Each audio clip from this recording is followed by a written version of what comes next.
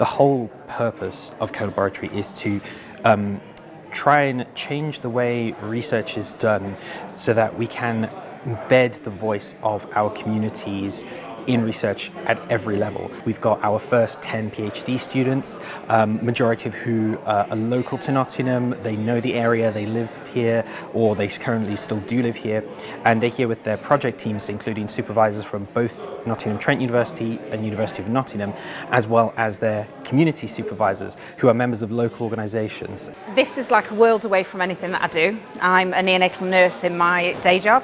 I've always had an interest in boxing. About 10 years ago I did a white collar fight, and then earlier in the year I was on holiday. A friend of mine who I met while I was boxing had advertised these PhDs as possible opportunities. One of the things that they talked about was the fact that it was going to be a really different way of recruiting people into it, and that you didn't necessarily need to have a strong academic background. They were looking for life skills and people that could demonstrate through the work that they've done over the years that they've got the capacity to be able to do a PhD.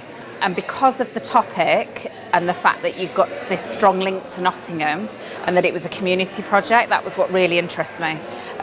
I would never have done a PhD at the hospital, like not in a million years. If you'd have asked me a few years ago, would I have ever have done a PhD, I would have probably have said no. It's very unusual, I think, to find a programme like this, so I was delighted to have been successful.